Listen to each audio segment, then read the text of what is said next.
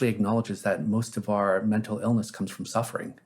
And if you know the research about trauma, then you realize that so many of the disorders, the mental health disorders, are actually symptomatic of trauma.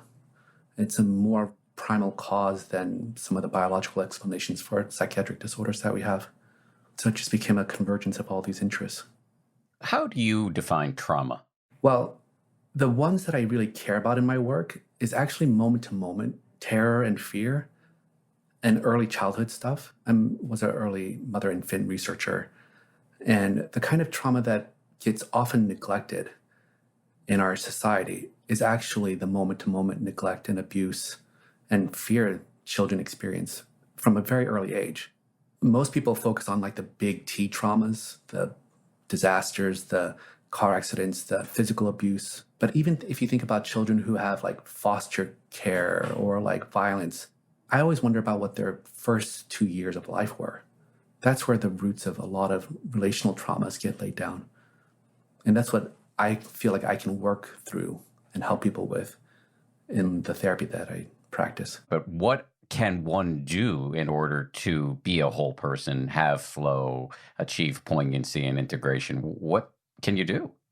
One would be to start looking at yourself and seeing how well you can tolerate that.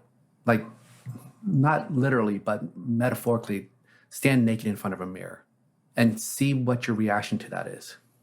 Are you repulsed? Do you move away from it? Just observe it. And then if there is some repulsion and stuff, then try to wonder about that as well. Put that in front of the mirror. It's very much like parts work, like best represented in internal family systems. I know you had a interview with Dick Schwartz before, which I had listened to, and I loved that interview. I share that with all my colleagues. I loved it because you actually put him to the ringer and you didn't just like go along with it. And you see Dick having to like go into his tool bag and try to come up with different ways to reach you. It kind of put it on the ground, like you're going to struggle with people with this stuff.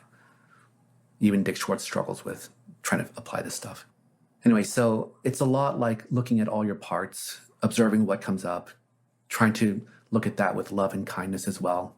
Know that each part has a role and it's trying to love you the best way it can. Whew, that's a tough one. Sometimes I have said things like that when I know that they can hear it in the way that I mean, where we've done enough work where we're just processing what's happening between us. But other people get deeply offended and walk out my office. So it's a really high risk thing, but I've been able to use things like that successfully. One of the very first ways that I learned this, there's another anecdote. There was a woman who had come in really late at night and she was talking and I yawned. And then she said, "You did it again." I said, "What did I do?" And she said, "You yawned." I go, "I know." And then I said, "I'm so bored right now," which was a huge risk. And she said, "Me too." And then she started to cry. And then she said, "You know what? I don't want to talk today. I don't want to say anything real. So I've been like just talking around you, hoping that you wouldn't notice." She was tearing up. And I said, "I notice now, and I'm not bored now. You're finally here." And it became resonant again. I haven't done a lot of Zen training, but it reminds me a little bit of hearing stories about Zen masters doing unconventional things to jar their students back into the spontaneity and freshness that is so valued in the Zen tradition. Yes, exactly. I don't know if you and Stephanie talked about this, but one of the most controversial things that she talks about in her book about our therapy is that I call her stupid. And someone on Amazon like remarked on how inappropriate that was. But that was a spontaneous thing that emerged between us. And part of me could be deeply troubled by how unprofessional and unethical that is. But that's not me looking in front of the mirror again, like in my nakedness and trying to love myself in that. And so I've been thinking a lot about where that comes from. And part of it is that I would say those things when I saw her suffering and she was like getting lost in her suffering. And I'd call her remarks like, "Oh, I'm never going to find love," or, you know, those kinds of things that people say. In the scientific term, it's like a depressogenic thought. So I would say, "Oh, you're being so stupid. That's so stupid." But what I was feeling was just like this compassion for her suffering. And part of me, I think, was uncomfortable with how much I was like sending love to her in that moment. Like I wanted to just hold her and just be like, "Oh, it's okay, it's okay." But I'm not allowed to. I'm figuring out how to deal with my own energy. And so I use this word that kind of divides us. but it's said with affection still, and she could tell, so she didn't mind. And then even in the audiobook version, she plays a part where I say stupid, and she goes, "Oh, that's twice today. I earned stupid today." And I go, "Oops, did I say that out loud? I didn't even notice." And we're joking, and it's like a way for us to bond and like come back into the moment instead of her being lost in her shit spiral or whatever I call it. Yeah, she called it the shit spot or something like that. That's your term. Yeah. Well, it's my patient's term, and it was so perfectly descriptive. Can you say a little bit about the role of shame around regulation?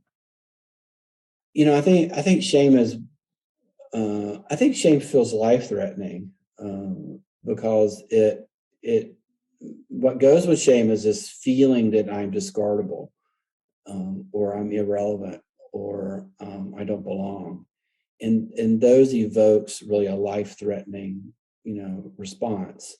A lot of anxiety can be about the feeling of shame emerging in our system, or something occurring that's going to evoke shame in our system.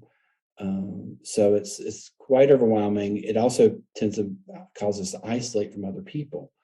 So that feeling of loneliness or being alone, in addition to that I'm unlovable or rejectable, it's a majorly distressing, to our system.